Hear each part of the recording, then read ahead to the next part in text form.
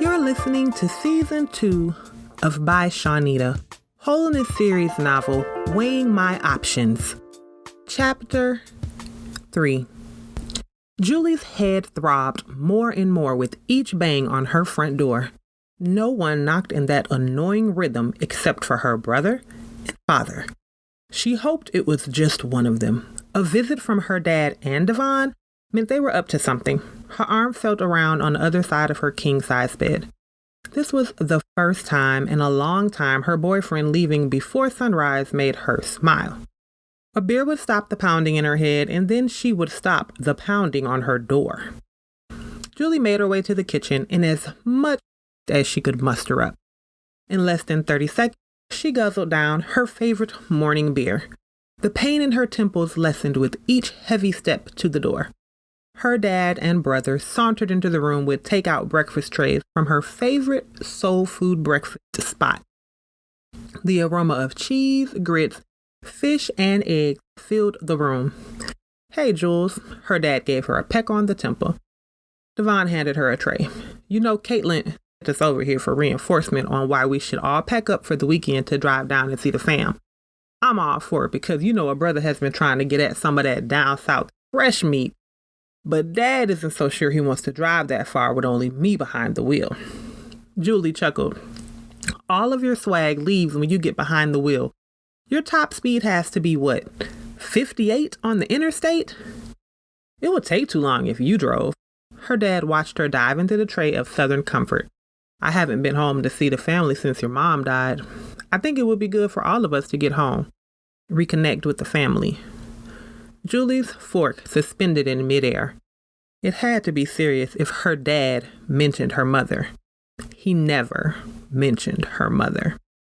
"Come on, Jules. I promise not to bring any of my baby mamas so there won't be any drama. Not that kind. I even brought my money to pay my own way so you can buy all of our tickets at the same time." Devon reached his beige hand into his pants pocket, located right next to his knee. He pulled out a wad of bills and handed them to his sister. "Here is a check for me and you, and a check from your sisters," her dad cleared his throat, "fiancé for the two of them." Julie shoved a forkful of cheese grits into her mouth to keep from laughing. Ever since Caitlin's engagement became official, his mood swung from one end of the pendulum to the other when it came to her fiancé. Some days, he was the best thing since Jack and Brown soda. Other days, he was worse than a sobriety check on a busy street after happy hour. Today appeared to be a sobriety check day. "I'll call La Uniqua and find out how to get registered and make sure everyone's shirts and stuff is set aside since you want me to pay for all of us together. Let me finish, then I'll grab my purse." Julie lifted a homemade buttermilk biscuit to her lips. "Don't bother, I'll go get it for you." Her father stood up and walked into the kitchen. A few moments later, he reappeared, carrying her purse like a soiled diaper. Julie nodded her thanks. "La Uniqua. That is the one who took over as dance squad captain after Toni graduated. I bet she has all the men drooling at her feet. You know, fine runs through our bloodline." Devon popped his collar. "Your brain signal doesn't make it to your mouth 9 times out of 10. Her father gave her a "you know your brother's stupid" look. "Never mind him. Call La Uniqua and tell her the Price Clan from Indianapolis is coming and we'll be there to shut the party down." Julie nodded again. Minutes later, she handed her empty tray to her brother, pulled her phone out, pulled out book time, and dialed the number listed for La Uniqua. A message indicating her voicemail reached capacity played. The look on her father and brother's face let her know "I can't reach her" was not an option. So she looked on the event page and called the number of the other organizer for the event. Devon brought her laptop to her. She pulled up book time and clicked on the link to pay for registration. The ringing in her ear stopped. "Hi, this is Julie Price. I'm trying to register my family for the reunion with one payment.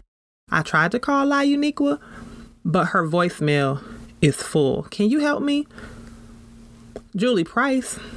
Christopher's oldest?" The older woman cooed into the phone. "Yes, ma'am." Julie tapped her foot. Yes, it is a shame what happened to La Uniqua. Lying in that hospital bed, oblivious to what is going on around her. Everyone is hoping she will pull through, but a bird flew into Big Mama's house last week. She hasn't told a lot of people, but we're not expecting her to make it. A bird? Hospital? Julie looked at the name on book time next to the number she called. Aunt Hildy, what does that have to do with anything? Young folks, y'all know so little to be so smart. It means a death is coming. You haven't been around for a while, so you may not know your cousin put a little weight on after college. The doctors believe it was a stroke, but I don't know. Sure, her mother is not taking it very well. Tell me the names of the people and shirt sizes that website she picked to take the payments will tell me when you pay. Julie rattled their shirt sizes off, but didn't hear about the remainder of the conversation. She noticed LaUniqua's book time status was more than a week old, but figured she was busy with the reunion. Neither illness nor death ever crossed Julie's mind. LaUniqua was younger by at least 12 months. Her pictures online were all from the neck up, but Julie didn't believe she was big enough to have a stroke so young.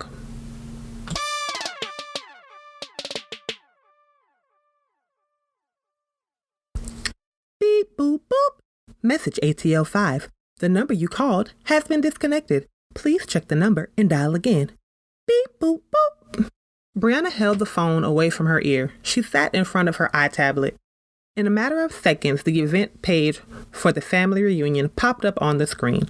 The number on the event page matched the number she called. After trying the number again with no success, she decided to call the other person listed for contact. Hello? The voice of an older woman cooed into the phone. Good morning. I'm trying to reach Hildy Price Montgomery. Briana held her breath. This is Aunt Hildy. Who am I speaking with? She cooed again.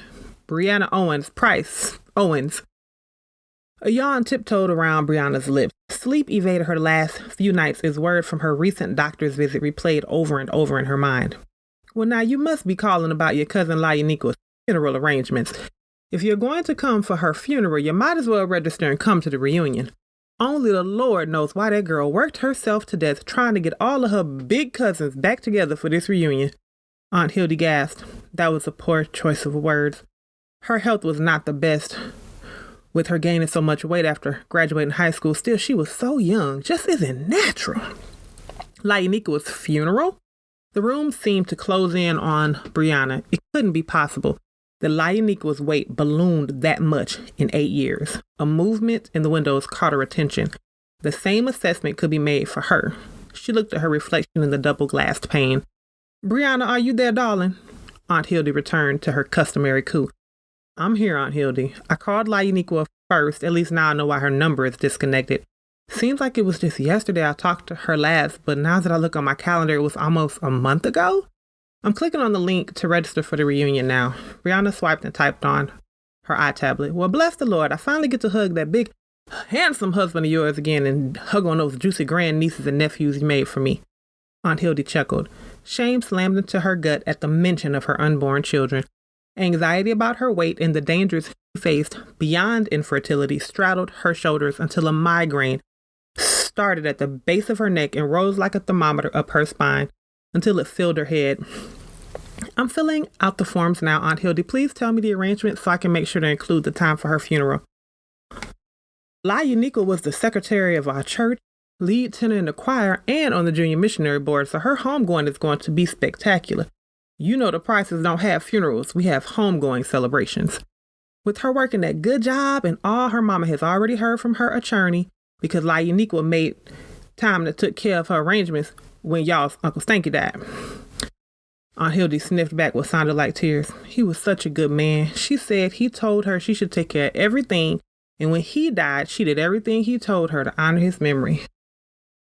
Oh, her attorney, Briana mumbled to herself, then realized Aunt Hildy couldn't see her nodding. That is great, Aunt Hildy. What day is her service? Listen to me rambling on. I'll send you an email. The website will send it to me when they send me the notice you paid. You give your husband my love, honey, and I'll see you soon. Okay, Aunt Hildy. Love you. Briana took her time standing up. The light caused the throbbing in her head and neck to grow more intense, so she squinted her way to the medicine cabinet. One painkiller didn't seem like enough, so she took 3. With 2 slices of bread to make sure that something coated her stomach. her snack a distant memory and no match for the emotions rumbling around inside of her. Uniqua was voted most likely to marry a baller. Homecoming queen both years as an upperclassman and prom queen her senior year. No one could fill out a dress like her.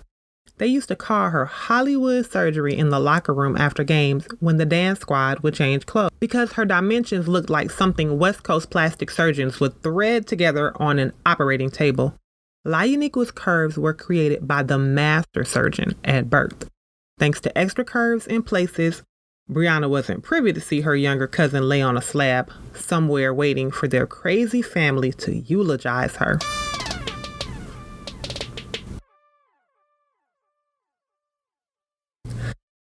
She laughed at her best friend's wife. Despite a rocky start, she and Becca now shared a great relationship. She owed some of her sanity to this chick's amazing prayer life. No one could have told her that less than 10 years later, Becca would be a teleworking mother of 2 and Toni more focused on her career than almost anything. On an honest day, Toni admitted she preferred to focus on her career instead of everything else. Life stayed safe that way. You know that boy looks just like Colby. Have I told you how flattered I am you gave your daughter my first name? I'm a proud godmommy. Who else would we name her after when she came out looking like she could be your twin? Must have been all that craziness going on with you in Atlanta. I think I prayed for you more than I prayed for anyone my whole life until you were able to get away from that stuff. Thank God you found that work-live space and Anthony asked you to come help him save that company. Mysterious but effective ways are God's specialty.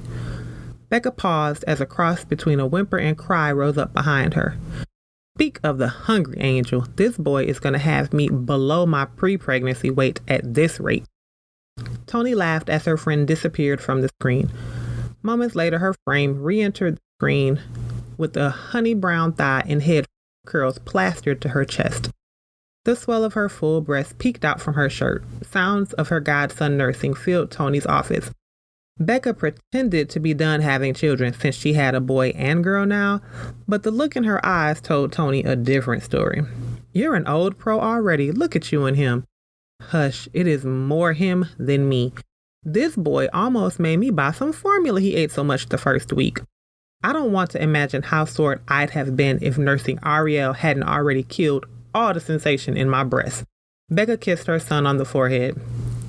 Enough about me. Tell me when your flight leaves for Atlanta. It must feel weird going back there after everything that happened. I love how you answer your own questions. I haven't scheduled a flight yet. If I go, I'm driving. Costs too much to fly. Toni harumphed. You know I'm right. I'm not hanging up from this computer until you sign up to go home to your reunion. It isn't good for you to be up there so long without seeing your family. Es muy mal. Nothing is more important than family, Toni. Becca stopped talking in response to a popping sound. If you sucked instead of guzzled, it wouldn't keep popping out. Now slow down. I'll tell you the truth. Toni laughed. It was easier than telling Becca the truth about why she didn't want to go home. Stop stalling, Antoinette. Tell me what is keeping you from going to see your people. Becca stared at her through the screen. I'm not ashamed to pay those exorbitant airline prices. Don't make me come up there. Misery and dread filled Toni's body, from her Achilles heel to her widow's peak. You wouldn't understand, Becca. Your family doesn't look at you as the great lost cause. Do you know one of my aunts asked me if my pastor tried to come on to me because I switched teams and didn't tell anyone? It should not be unbelievable that she abused her spiritual authority just because she appears on the public Christian broadcasting network. God doesn't care about that. He cares about all those people she's lying to by pretending to be one person on camera and denying the struggle she deals with behind the scenes. Becca cleared her throat. I told all of my family about how amazing she was, how anointed and holy she appeared to be. Then to have it all blow up in my face, in the country's face, too much, Becca. You know what they call Atlanta now? Perverted preacher point. It isn't that she tried to sleep with me and I'm a woman. It is the hypocrisy of her preaching against it and everything else as if she had God's personal instant message app on her phone and no one else deserved access to him but her. Yet here she is, touching the high school girls she mentors and sleeping with some of the married women and single ministers in the church. Just twisted. They called me in a tizzy and asked if I was sleeping with her too. I mean, I was her last armor bearer before the ones in the lawsuit appeared. Take a breath, Toni. You're going to suffocate. She closed her shirt and propped her son up over one hand. She made a circular motion on his back with the other. No one blames you or thinks you did anything underhanded. You were just as much a victim as the others and your former pastor. Don't you ever think about how much what she did tortured her? We don't wrestle against flesh and blood. That spirit was behind everything and working for its boss. She is not your enemy, darling. That is ridiculous. Of course I didn't do anything. Look, even if I didn't have to deal with everyone talking crazy to me about that, there is the whole failed engagement thing and extra junk I put in my trunk. Toni sighed. I'm waiting on a reason. I'm not logging off until you register, like you said you would. Becca giggled when her son let out a loud belch. Looks like he got his burping skills from you too. I'm still waiting. Fine, hold on. Toni rolled her eyes. She clicked on the book time. The registration page was closed, but a link to pay for pre-registered was listed under the announcement with La Unico's funeral arrangements. What the hell? You okay? Do I need to call the police? Becca, to come to North Carolina from Texas? That makes as little sense as my cousin dying who planned the reunion. This is crazy. Toni attempted a laugh. Now you have to go home. She was the main one who wanted to see you, and you wanted to see her too. Becca laid her son on her shoulder.